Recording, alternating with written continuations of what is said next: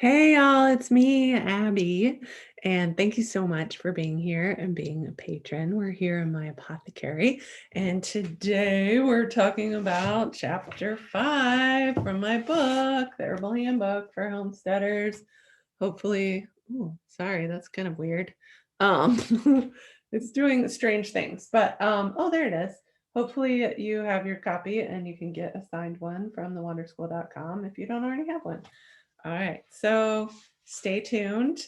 I'm going to Facebook Live, but you get the recording because you're a patron and you're awesome. So we'll be right back.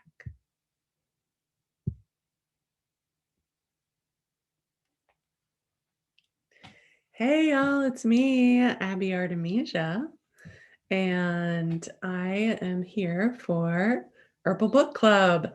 So we do this the last Tuesday of every month, and today we're talking about, as always, my book, The Herbal Handbook for Homesteaders. You don't have to have a homestead to follow along. You don't have to have a homestead to get the book because your homestead is in your heart, right? So anyway, I have missed you. I don't know if you've missed me, but I've missed, being in person, of course, but just having live students in person hanging out. But at least we can be here like this right now, right? So I'm here in my apothecary. You can see it back there, and this is not fake. It's for real. I can pick up these jars. See, whoop, whoop. People on the recording can't see that, but that's okay. Which, if you're a patron on Patreon for as little as $5 a month, you can get these recordings every month and every recording of every book club that has already happened. So thanks so much to patrons for supporting this work. And you can become a patron at patreon.com/thewonderschool. And for only $5 a month or more if you want more rewards, and get all of these recordings and ongoing botanical education. So if you're here, say hello and tell me where you're watching from and maybe what the weather's like and what tea that you're drinking. How about that? So I'm here, as I said, in my apothecary with my book, The Herbal Handbook for Homesteaders. I wrote it for real. My name's on there. Get your signed copy at thewonderschool.com in the store, and I can put that link up, but you don't have to have the book to participate. That's pretty cool. So this is just your opportunity to be here with me, live or recorded, and hear me go deeper into what's in this book. So herbs and herbal medicine and remedies. Today, we're going to be talking about pain and herbs for pain and herbal remedies that we can make for pain. So I'll put the link in the comments here for you to get your own book, and I'll sign it for you or whoever you want. It's really fun. So yeah, what are your experiences with pain? There are a lot. And I will go ahead and say that we are going to talk about pain, but this isn't going to be like an herbalist consultation. So pain is something that a lot of us experience, and it's very, very personal. So I'm not going to go into each person's individual pain. It's really helpful to have your own herbal or health otherwise practitioner to talk about your individual pain. There's a lot of anatomy and physiology that happens here, and that's not why we're here today. We'll go like just slightly into it, but not very deep. So that's other books, not ours today. My friend Dion is here in freaking St. Petersburg, where it's a sunny 73 degrees. I love you, Dion. I'm going to be there very soon. I can't wait. So if any of y'all are in Georgia or Florida, I will be there very, very soon. So, or if you know anybody, please spread the word. I'm headed to Savannah area on Thursday, and I'll be teaching a class there this Saturday. And then I have 3 other gigs coming up. It's crazy. So I will be teaching in Fort Myers on the 7th, and I'll be teaching in Sarasota sometime between the 9th and 11th. And then I'll be teaching in Atlanta on the 14th. So if you're not already a member of my email list, then you can get on there at thewanderschool.com, wander with an A, and you'll get the emails about all of that stuff that's happening. Or just follow me here on Facebook at The Wander School or The Wander School on Instagram. Oh, so many of y'all are watching. I'm so excited. Gina from South Carolina, what's the weather like there? Oh, Sandra also. Oh, your homestead is in your heart. You're so welcome. You know, my homestead was in my heart for a long time. I dreamed of my homestead for many, many years. And now finally I have one. And who knows what will happen if I'll stay here or not, but at least for now I'm here. But I feel like I've always kind of had a homestead because this is always going on wherever I live. I can't tell you how many times I've moved this freaking apothecary, but it's medicine, right? So we have to take care of it. So tell me, y'all, what are you drinking tonight? I just got this fabulous new cup from this super cool, I know it's probably flipped in your screen, but it says Wild and Free. And I just got it from this fabulous thrift store in Asheville called the Regeneration Station. So that was really fun. I love mugs. I especially love handmade mugs. So if you're a potter and you want to send me one, I'll feature it on here. I will, however, say that I have an incredible talent for breaking mugs. So I'm going to try and be careful with this one.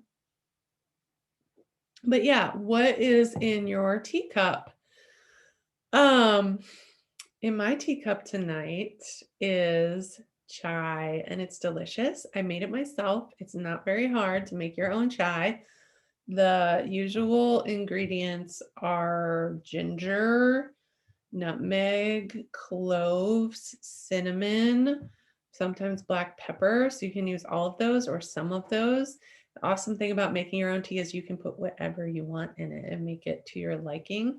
I threw some dandelion root in there because I love dandelion and I love nourishing my liver. So yay for that. And what else? I don't know. What are you drinking? What's in your cup? Oh, turmeric milk. Mary Frances, that sounds fabulous. So let's maybe get down to what we're going to talk about tonight, right? Oh, and then Lita's enjoying chamomile tea. I love chamomile. And that's a great thing to talk about tonight, right? Oh, there's someone here. I don't want to mess up the pronunciation of your name. Twisted, tell me if that is correct. Oh, hot chocolate with chili powder, yum. But yeah, speaking of chamomile, tonight when we talk about pain, right, we're talking about the nervous system. And so again, I'm not going to go super deep into anatomy and physiology. So if you're like, oh God, science, yuck. First of all, I love science. Science is real. But second of all, there's way more to it, and there's many types of science. And so science can be qualitative as well as quantitative. So I'm much more a fan of qualitative science. Though I will say I use math and herbalism all the time. Oh, some folks that I know up here. Erin, my dear friend from high school. Love you so much. Elderberry syrup and cranberry juice. That sounds delightful. Enjoy, you're welcome. So, chamomile and the nervous system and pain, right? So there's many, many different kinds of pain, and they have many different causes, but pain is something that most of us have in common. And if we don't have any right now, yay, congratulations. And if you do, I'm sorry, but hopefully this will help you. I also want to put out there a couple of other resources. I was doing a little bit of research today to get ready, and not only from my own book, another plug for the Herbal Handbook for Homesteaders, but get your own copy at thewanderschool.com and I'll sign it for you or for whoever you want. but also from a couple of my herbalist friends. And one of them is Corey Pine Shane, who is the owner and one of the teachers in the Blue Ridge School of Herbal Medicine. So please check him out. He has some great articles on there. And my friend Seven Song, who is an herbalist and owner of the Northeast School of Botanical Medicine, also has some amazing charts and articles. I was looking at one of his charts today about the different herbs and what kind of pain they help. So skeletal muscle pain or smooth muscle pain. And there is a difference. I'm not going to really go into it right now, but skeletal muscle is basically things that you can move voluntarily. So things attached to your bones, whereas that smooth muscle pain or smooth muscles are things that you move involuntarily. So like in your organs, right? Hi Nancy, glad you're here. Nancy's one of my students. So lots of different kinds of pain, and then pain can be caused by lots of things, right? So it can be an injury, it can be a new injury, it can be an old injury, it can be various types of inflammation. So if you were here last month, we talked about allergies. If you want the recording, you can get that on Patreon. I'll put that link in here. You can get all of the recordings of all of the book clubs on Patreon. And last month we talked about allergies, and they're both grouped in this chapter, chapter 5 of the Herbal Handbook for Homesteaders. And you don't need it to join us, that's fine. But they're both grouped together because they're both about inflammation. So we want to go back to the beginning of this chapter and think about what causes inflammation and what can we do to stop causing inflammation in our bodies. And there are lots of causes of inflammation. So some things are more obvious. So our diet, for one. And I don't believe in diets like dieting. I believe in eating healthy. And the more healthy we eat, the more fresh food we eat, the more we start to like it. It's crazy, but it's true. Give me a raise your hand if you hear me. But it really is true. I cook a lot. I feel like I cook all the time. You don't have to have a healthy diet, but I love it. I love food. I'm a big foodie and I eat really healthy, really fresh food. So I think that is the trick as far as anti-inflammatory foods go.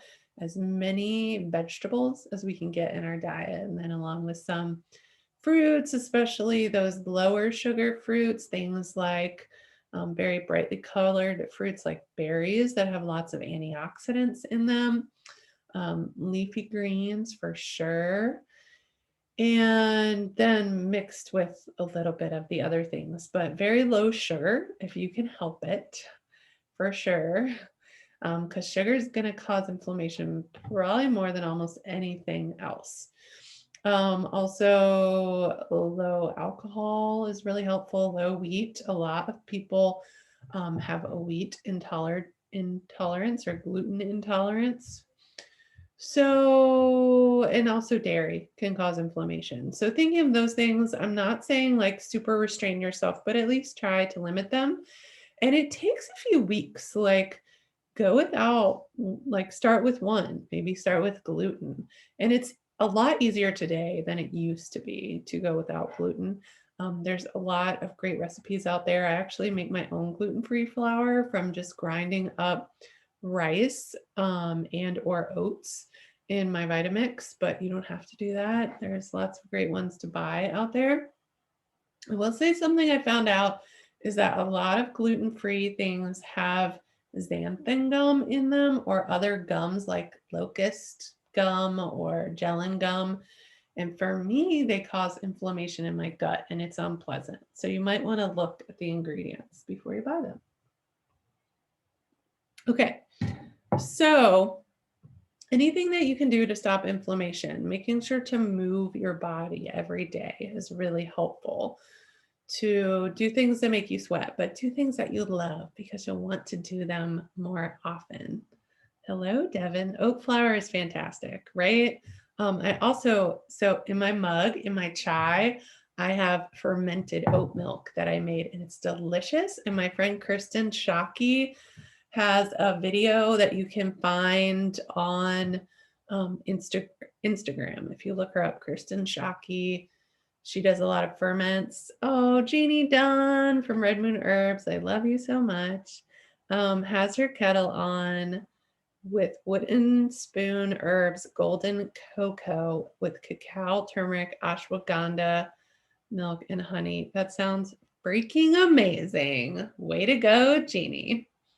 So, speaking of Jeannie, I have a huge announcement to make tonight, but I'm going to keep you in suspense. And Jeannie is somewhat involved and she doesn't even know it yet. So, we'll have to keep watching Jeannie and find out. But I want to delve deeper into this pain thing, right? So, in the beginning of this part on pain, if you have the Herbal Handbook for Homesteaders, it's on page 120. And I talk about pain relieving drugs. There's a lot of them out there and they can cause a lot of side effects. I'm not saying don't ever take pain relieving drugs because sometimes we really need them, but they can have a lot of side effects. One of the main ones can be constipation. So that's not pleasant, right? There are other side effects as well, like addiction, which is really difficult. So we want to really think about, do we need those drugs and how long do we actually need to be on them? And can we wean ourselves off? Of course, we only want to do that under the supervision of a health practitioner. So find a doctor you trust or an herbalist. And I'm not saying you should go off your pain medication at all. So hear me when I say that. But there are lots of herbal options. And when I was reading one of the articles by my friend Corey Pine Shane that I just mentioned, he was talking about how we do so many things in our culture and our world to try to get rid of pain, right? And we don't often just sit with the pain. And it's a great practice. Today I was actually having a stomach ache and I've been having some stress lately. Imagine that. I know, it's crazy. I'll have never experienced that, not during a pandemic, right? And I was reading that article and so I just sat with it and I was like, what is happening with this pain right now? And it's like, oh, I'm under a lot of stress because I'm leaving in a couple of days for a trip and I have to do all this stuff to prepare for that. And I'm teaching and I need to be prepared for that. So, yeah, but also just pandemic life, right? And being an entrepreneur during a pandemic where you teach people in person and that's not happening so much. So I just sat with that and I breathed through it and I walked myself to the river, which I know I'm super blessed to be able to do that with my dog. And we sat there and we prayed at the river and we just relaxed in the sunshine. I don't know if any of y'all live where there is sunshine right now, but it was glorious today to finally get some sunshine. So yeah, that's just a little bit, but stress can cause major inflammation. So if you're having pain and it's not caused directly by an injury, might be a really good thing to look at your stress levels. And if it is caused by an injury, it could be aggravated even more by stress. So yeah, how can we relieve our stress? And maybe is it related to our diet? Are we doing other things that might be causing inflammation? Like maybe we're in a stressful relationship, we're not getting enough sleep, we're working too much, we're sitting too much. I know that causes inflammation for me. So just think about what might be causing your inflammation. So let's go into it. What can we do for pain, right? Well, again, there's lots of different kinds of pain and lots of causes of pain. and pain in various parts of our body, and different kinds of pain, whether it's skeletal pain or that smooth muscle pain, are going to respond to different herbs. And don't forget that we're each individual. So our bodies are all different from each other. So sometimes, just like drugs, herbs don't work right away. We have to find the right herb or the right blend for us. So I want you to think about that. Oftentimes, when people take an herb and it doesn't work right away, they're like, nope, herbs don't work for me. I'm done.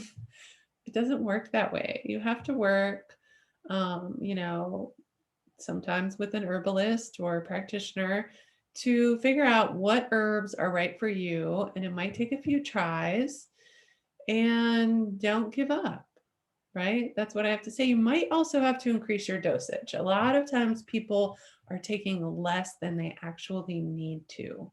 So think about that.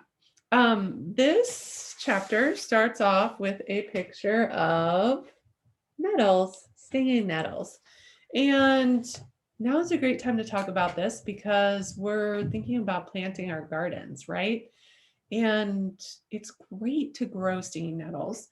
Make sure that you have them in an area where you have a border around it because they do spread really easily. But also, they're not growing in an area where you might have small children wandering by because you don't want them to get stung. Although they probably would never do that again. It'd be a good lesson. But stinging nettle is great for inflammation, for pain. It's got magnesium in it, so it's a great muscle relaxer as well, and wonderful for allergies. So as I said last month, if you haven't started already, this is a great time to start drinking your nettle tea in preparation for the allergy season because it's also an antihistamine. And it lessens inflammation in that has to do with allergies. So one thing I talked about this last month, so I'm not going to go and do a deep dive into nettles this month, but go back and look at that, look at the book, do your own research, whatever. Nettles are really amazing, and there are several different species. So just do your research. The one that I work with medicinally is Urtica dioica. You knew I had to slip some Latin in there, right? um, but yeah, that's the one I call stinging nettle. Some people call other species stinging nettle as well, but it is pretty easy to grow, sometimes too easy. Like I said, it will spread. So just be aware when you are growing it and planting it. So what else? Do you all have any questions? Are you still here? I'm not seeing anybody piping up. So what else should we talk about pain? What do you want to know? Put your questions in the little box and tell me what you want to know. So, yeah. What else should we talk about? Let's see. Oh, I have a great story for y'all. It's really quite awesome. And it is about nettles. So, with nettles, one time I was co-leading a walk through nettles, and we didn't know that we were going to be going through nettles, but we warned everybody ahead of time, and we said, hey, make sure that you wear closed-toed shoes and long pants because we might be walking through all kinds of things, including poison ivy. And so, as usually happens, there was, let's see, are you still here? I feel like this is not working. So if you're here, say something. All right. Well, I don't know what's happening. Let's see, bear with me for just a sec.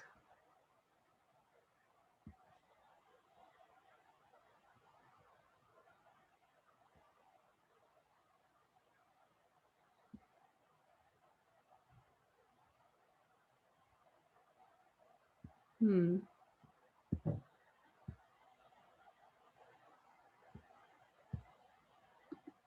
What? All right. Are y'all there? If you're there, say something because I'm not. Oh, you came back. Yay. Okay. If y'all are there, will you say something because I'm seeing more comments. But the video is being a little bit wonky. Oh, there's a slight lag, but you're here. Okay. I'm sorry about that. I don't. Yay. Okay. I'm glad. I cannot for some reason see what is happening, but keep commenting. And it's Mercury retrograde just ended yesterday, and I feel like there's a shadow that happens. If you believe in all that woo-woo, there's a shadow that happens afterwards, and it's still kind of happening. So okay, so yeah, I was co-leading this walk on the Appalachian Trail several years ago, and there was this guy who was like a military guy, and he was sweet, but he was tough, and so he was wearing shorts on this walk, and we walked through a patch of nettle, and they had the stinging hairs on them, and we heard some yelps coming from his direction, and he was walking through the nettles and it was stinging. So we were kind of concerned about him, of course. And a little bit later, I don't know, I don't remember how much later, like 10 minutes, maybe half an hour, he was like exclaiming, and we thought he was in pain, but he was actually out of pain. And he said, I've had this knee pain for so long, and I have some surgery scheduled for my knee pain, and my knee pain is gone. So walking through the nettles relieved his knee pain. So it's just a little lesson for us, and kind of amazing that that's what herbs can do. So he said that he was going to cancel his surgery. So I don't know if that actually happened or not, but yeah, it was pretty awesome. And so there is this thing. So if you heard me say the genus of stinging nettle is urtica, there is this crazy thing called urtication. And so if you've heard of flagellation, that's what it is, but it's specifically with nettles. And it's crazy, I will tell you that. But what you do is, like flagellation, you take nettles while they're fresh and you just kind of smack yourself with them. And they cause inflammation right away from those stinging hairs, but then the inflammation is removed. So I get to try this myself. I walked through some nettles one day and I was having some knee pain myself. And so I purposely walked through a patch. Crazy, I know, but it did actually relieve the pain. It was awesome.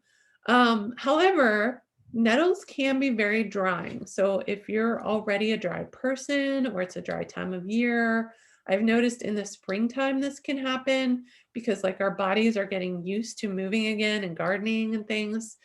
Um, so I like to take some mucilaginous herbs. So if you know me, you know that's my favorite word in herbalism, mucilaginous. And it means slimy, kind of what it sounds like, mucilaginous, right? So think about what happens when you cook okra. And that's what mucilaginous is. And though it seems disgusting, it's really nice for coating our mucous membranes and soothing various parts of our body internally.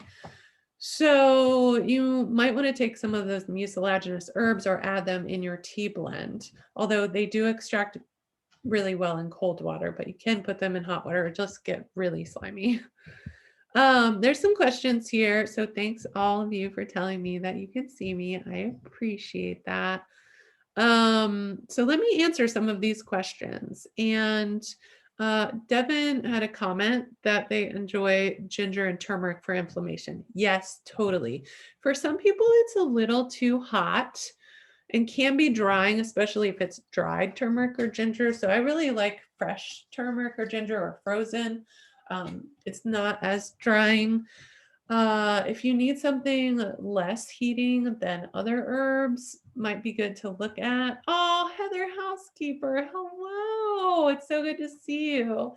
Um, Mary Frances said, what are my feelings about hemp oil applied to skin or joints?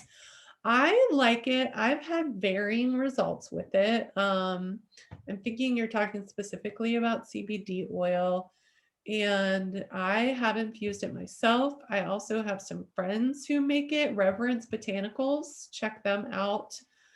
Um, they grow it themselves and they make it, and they make lots of remedies, especially for folks with Lyme disease.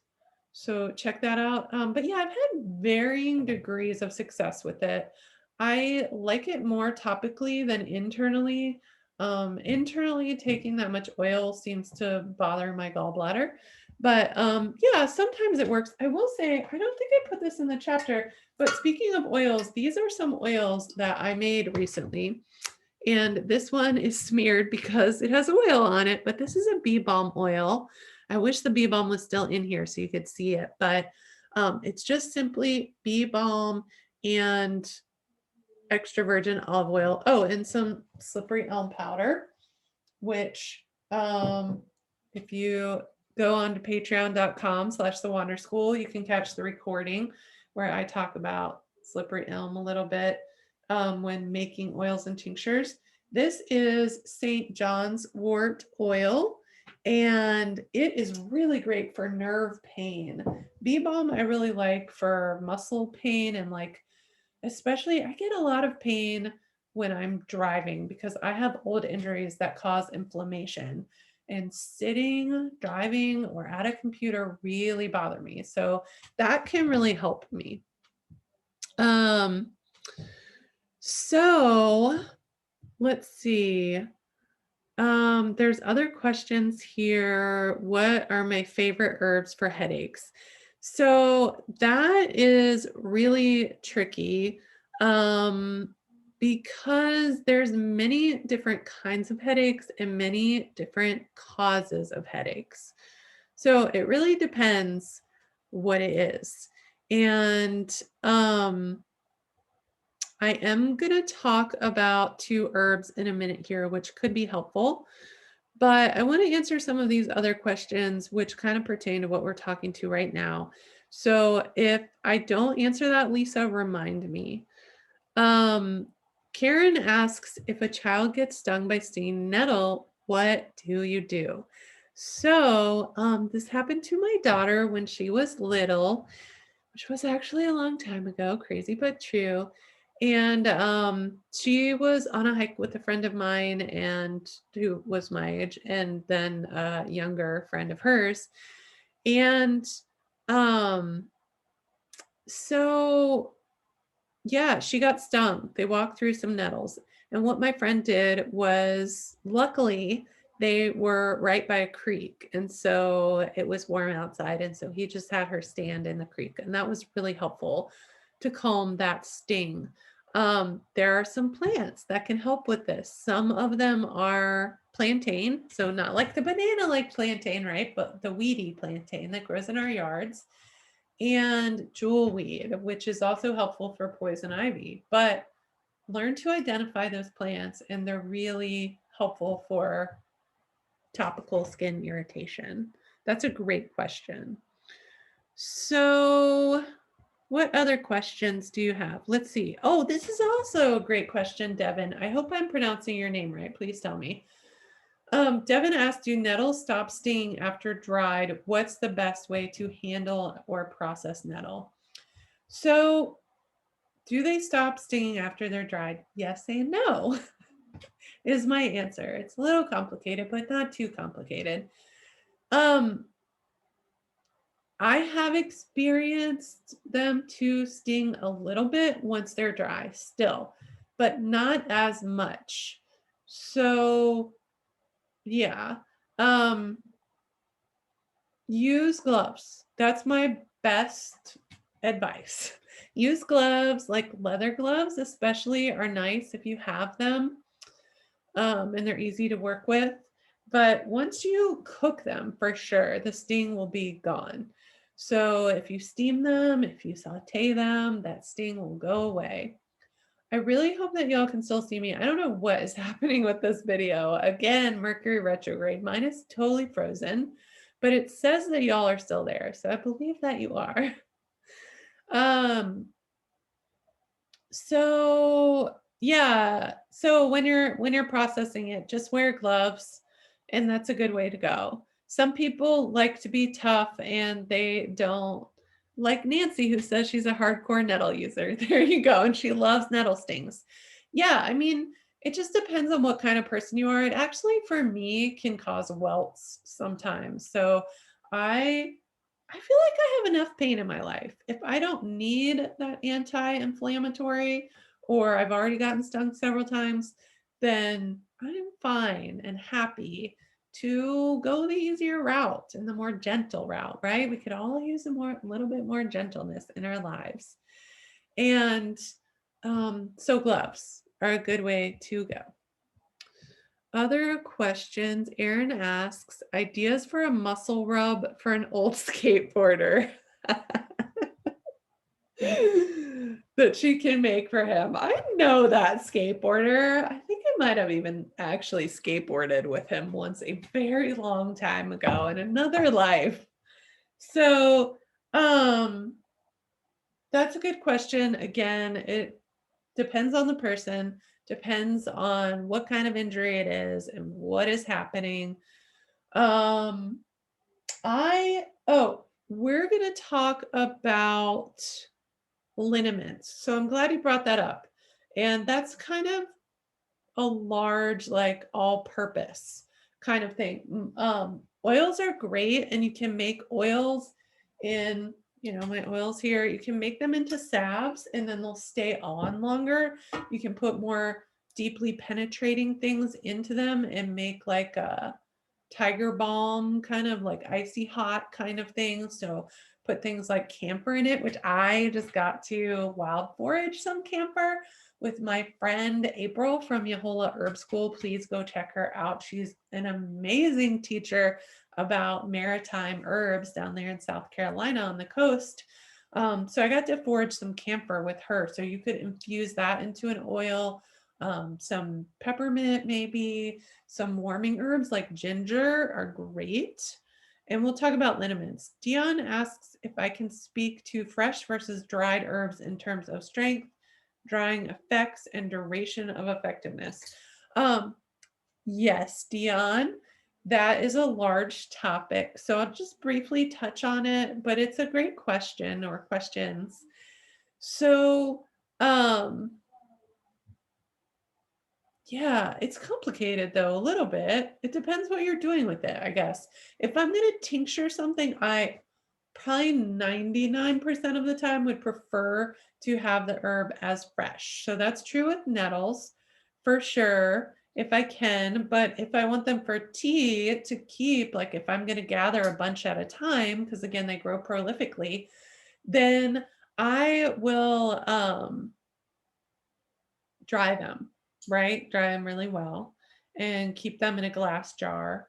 And then, it just depends. I talk about in the Herbal Handbook for Homesteaders about how to tell if herbs are still fresh. So what we call a big fancy word in herbalism, it's called organoleptics, which simply means using your senses. So smelling it, touching it, tasting it, trying to crumble it.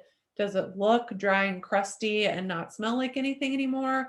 or is it still nice and vibrant and green and it like kind of breaks when you bend it, but it doesn't crumble and still smells like it does when it's fresh? Those are all good things to note. And then duration of effectiveness, again, it just depends on the plant. And general rule, I guess, for leafy things is a couple of years. And then for harder parts of the plant, it can be longer. Um, Angela says they make a great cream for nerve pain with devil's claw. That sounds awesome, Angela. Tell us what other herbs. Do you put any other herbs in there with it? But that sounds great. Heather Housekeeper says bee balm, one of her favorites, loves my suggestion to use it for pain. Thank you so much. I learned that from my herbalist friend, Leslie Alexander, and she is wonderful as well. And so she gave me a little bit of hers. Actually, my teacher, Leslie Williams, who is in the new Wander Forage and Wildcraft podcast episode. Go check that out on all of the platforms or at thewanderschool.com. She's an amazing teacher, and she gave me some of Leslie Alexander's bee balm oil, and I tried it and I was like, whoa, this is incredible. Nancy says mugwort oil works great for pain and restless leg syndrome. Cool. Nancy, that's awesome. I've never tried it for pain in an oil or for restless leg syndrome. That's so great to know. Thank you. Thank you. And of course, I have a special connection with mugwort because its genus is Artemisia, just like my last name.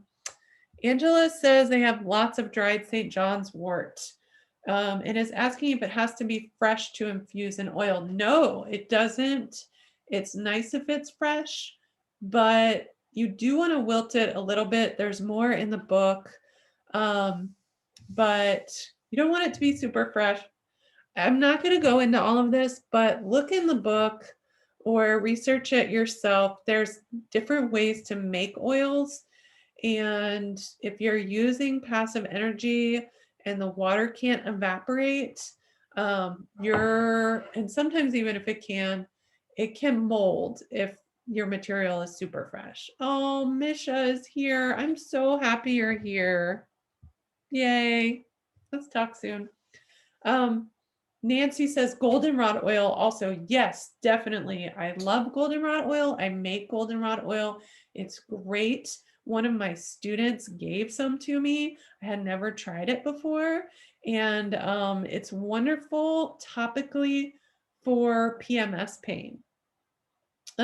April says Datura is good for pain liniments. Yes, definitely. You want to be very careful with it though, because it can absorb through your skin while you're making it. And if you get too much, you can have some interesting effects that you might not want. Angela says that they combine goldenrod, arnica, plantain, and devil's claw, and have had some amputees use this cream and really enjoy noticeable benefits for their phantom pains. That is so great to know, y'all. I wish I could just copy down all these notes right now. This is amazing stuff, and this is why I love being here. I looked in my book today and I was like, oh my gosh, next month we're going to be starting chapter 6, which is the last chapter in the book. And then what are we going to do after that's over? So what I would really like to do is to keep going and do something I've done in the past, which is called the Foraged Family Gathering. And it would be awesome if we could do that live. I'm not sure how to do that where we could see each other, but that would be really super fun. Definitely on Zoom, but it would be nice if we could do that here on Facebook, right? April says, yes, it's a drop dose herb for the Datura, I'm assuming, and they wouldn't use it internally. Yes, I agree. So going deeper into this chapter, for pain, and the question that someone is asking, Lisa, I think, about headache pain. So 2 herbs that I love for pain, especially internally to take, are willow and birch, especially black birch because it tastes minty, and like root beer somehow at the same time. It's delightful, but you don't have to work with black birch. Any birch will do. And the birches and all of the willows have salicylates in them. So don't think it's only white willow. There's so many willows out there, and um, they all have salicylates. They're very hard to identify to species. So I just work with all the birches and all the willows interchangeably, and I harvest the twigs because it's less invasive than harvesting the bark. And I talk about that in the book as well and tell you how to harvest the twigs and how to harvest the bark sustainably. Really important. But they're both, birch and willow are both analgesic, which means they're pain relieving, and um, also anti-inflammatory. So they're really great. And if you didn't already know, willow is one of the herbs that aspirin was synthesized from. So it doesn't have, it's not supposed to have the side effects of willow, though. I would still say check with a health practitioner, though, if you have allergies to aspirin, definitely check with someone. Lisa, what is your question? Bark? I'm not sure what you're asking. So clarify that, please. But yeah, I tincture the bark of willow and birch, often together, which I really love. And I will take that. You have to, again, make sure that you're using enough to get those effects. But it is a lovely tincture, and it's pretty easy to harvest. It's pretty easy to make. There's a recipe that I have in the book. Here's a beautiful picture of, again, I can't see the live video for some reason, it's frozen, but that is black birch. So that's what it looks like. It's a beautiful plant. And yeah, so harvest those. And actually, it's almost the perfect time to harvest twigs. Like when, actually, right now probably is, depending on where you live. But when the sap starts flowing is a really perfect time to harvest them. And Lisa is asking, can you drink it? The bark of the willow and birch? Yes, if that's what you're asking, yes, you definitely can. That's a way that you could consume them without alcohol. That's a great way to go. So the next thing that I want to talk about is herbal liniments. And this is mine. It's called Pain Pacify. I don't know how much of that label you can see, but I have a lot of herbs in here. So it's a tincture. A liniment is a fancy word for a topical tincture. And so you just make it like a regular tincture. You don't have to make it with alcohol. You can make it with vinegar if you want. Some people make theirs with isopropyl alcohol because they're not going to be taking it internally. And isopropyl alcohol is a lot cheaper than, say, vodka or Everclear or cane alcohol or what have you. I don't particularly love putting isopropyl alcohol on my skin, but it definitely is a lot cheaper. So if that's what's accessible to you, go for it. And so yeah, mine has alcohol. Sometimes I do vinegar instead, apple cider vinegar, chamomile, goldenrod, lobelia, peppermint, and cayenne. So the peppermint and the cayenne kind of have that icy hot kind of feeling. And I have a recipe for that deep relief liniment. There's a cool picture of it right there in the book, the Herbal Handbook for Homesteaders. Again, you can get your copy and I'll sign it for you or whoever you want at thewanderschool.com in the store. And yeah, that is a liniment. So, oh, I'm sorry, Lisa, I was saying before, willow and or birch could be great for headaches depending on what is causing them and what works for you. But I have a friend who got that tincture for me, and she said that she got rid of all of the pain relievers in her house after she got that. So it's pretty fantastic, right? Um, Sandra is asking, is arnica as good as all the stores say it is? Whole Foods, etc., sell a lot of arnica products for pain. That's a great question. Also a complicated one. Um, I do think arnica is fantastic topically. It is very toxic internally. So externally, um, it is great. You can take it internally though as a homeopathic, and that's a much different medicine. So it's very, very, very diluted, but it does work really well. Um, I have gotten hurt a lot in the past, and it is my go-to. As soon as I have that injury and as soon as I can grab my arnica, I will do the homeopathic internally and often the homeopathic gel externally as well. And I'll keep taking that arnica internally and doing the external um, for days, sometimes weeks, depending on what the injury is like. So Devin is asking, how would I apply the liniment? Great question. I put it on a cotton ball usually, or sometimes I just apply it like if I'm driving, I'll just use that tincture bottle. It's got the dropper in it, right? And I'll just kind of drop that on the back of my neck and rub it in, and it works great. So, do y'all have other questions? Because we're getting close to an hour and I'm getting tired of talking. I'm going to take a sip of tea. I didn't put any mucilaginous herbs in my tea tonight. Usually I do, because it helps when I'm talking to really coat my throat so I can talk longer. Oh, my friend, my old friend and student, Jamie Polini is here. So great. I'm glad you're here. And you're asking, how do I apply the liniment and how long do I keep it on? So the thing about liniment, as opposed to oil or salve, especially as opposed to salve, is that um, that alcohol, it kind of evaporates. So you don't have to worry about taking it off the skin. It somewhat sinks in and somewhat evaporates.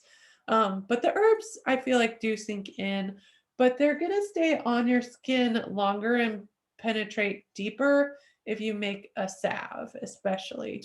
Um, so you do have to reapply that liniment pretty often. But I do want to also stress the fact, without stressing, right, our nervous system, which a lot of times if you remove the stress, the pain will go away. That if you're having chronic pain and ongoing pain, we don't just want to take care of the symptoms and treat the symptoms, right? We want to figure out what's causing the symptoms and then address that. So again, what's causing the inflammation? Kyle is asking, saying an old farmer told me to use the sap of pokeweed to take the pain from an insect sting. I have tried that on a wasp sting using a crushed leaf and it really works. Have you heard that? No, I have not heard that. So interesting. You have to be really, really, really careful, Kyle, with poke. It is very strong. It has some strong medicine and some strong toxins in it. So I always am very careful, even touching it. The tincture I do make for certain things. It is a drop dose tincture, often for cancer, sometimes topically, but you want to be very careful because it can burn your skin um, and damage your body internally as well. So but I haven't heard about the sap or the leaves externally for stings. That's super interesting.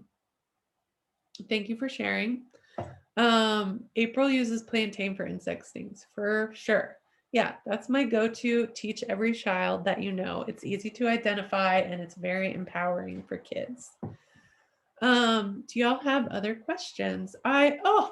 You know what? I said I was gonna make this huge announcement and I haven't made it. So let's talk about it. I'm just checking my notes to make sure I didn't forget anything. Okay, so are y'all ready? Drum roll, right? Such a dork. I can't help myself. Okay, So I have a really big announcement.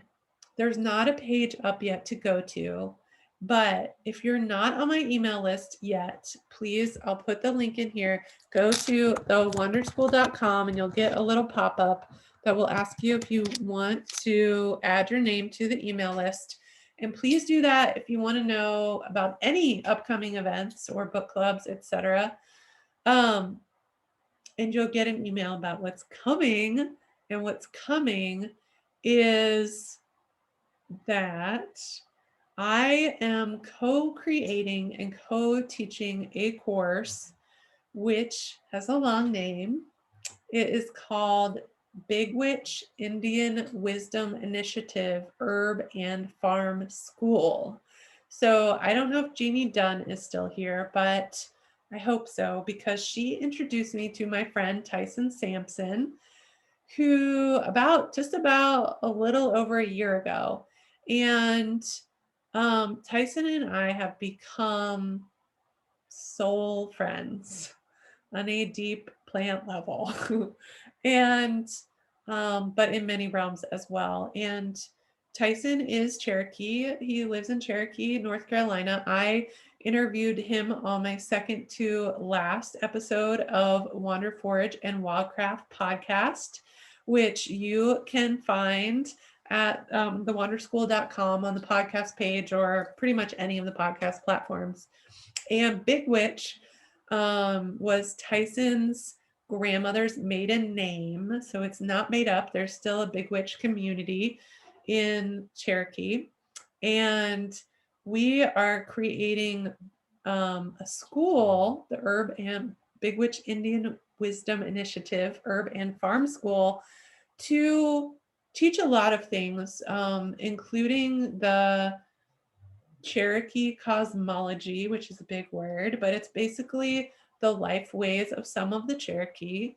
We can't represent all of the Cherokee, but it's this meshing of Western herbalism and Indian, Native American herbalism, cosmology, life ways.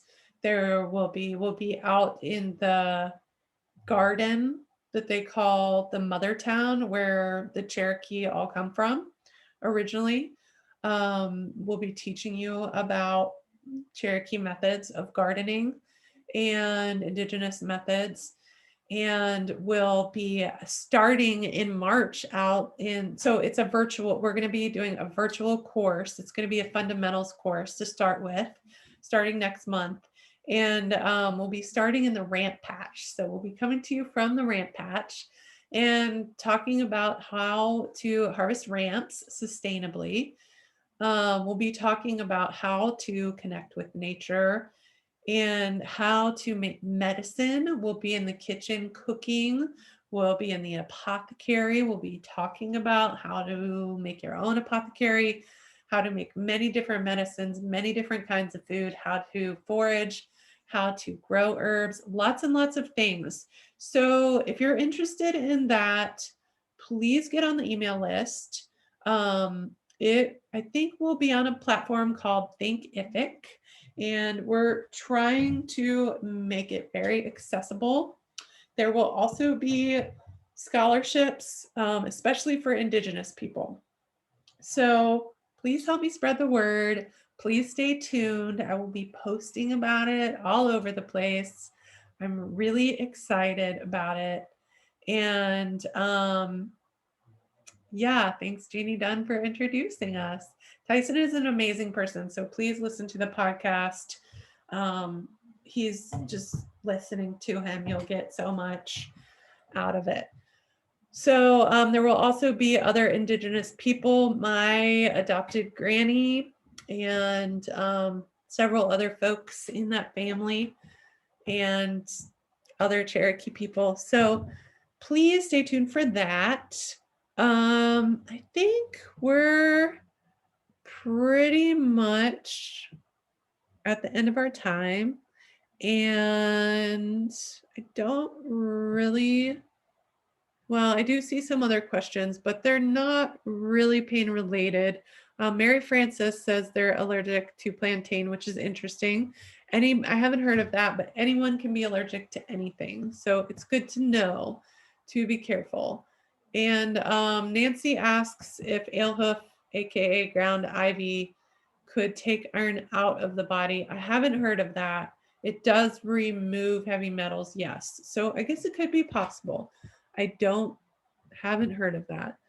And yes, this course is different than the volunteer work. This will be a virtual course, a fundamentals course that Tyson and I will be putting together, that we are putting together, that will be coming out next month.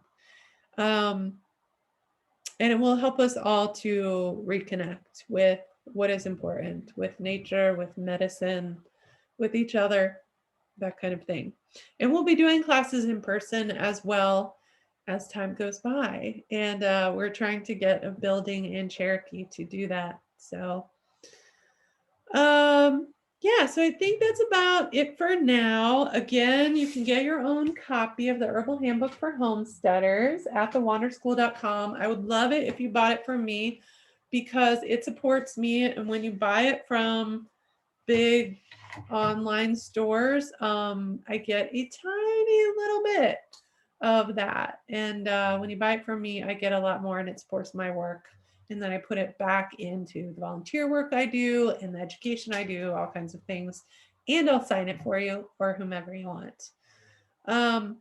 If you want the recording of this video, it will be up shortly at patreon.com. I'll put that in the comments again. Patreon.com/thewanderschool. And you can join for as little as $5 a month. You get ongoing botanical education. You get all the book club recordings. You get bonus interviews with all of our podcast guests and cool extra videos, botanical IDs, little tips from my kitchen, all kinds of stuff. So there's a lot going on. As I said, I have classes coming up in Georgia and Florida in the next couple of weeks. So check out thewanderschool.com and my social media. Thank you so much for being here. Please stay in touch. Please stay well. It's almost foraging season. Some of us are already foraging. There are some wild greens out, which are amazing and delicious. So get out there. Of course, only forage if you're 100% sure of what you're foraging, or take a class with a forager. Thanks, y'all, so much. I really appreciate you. And I hope that you stay healthy, take care of yourself, take care of each other, and I will see you online or in person at a class until we meet again next month.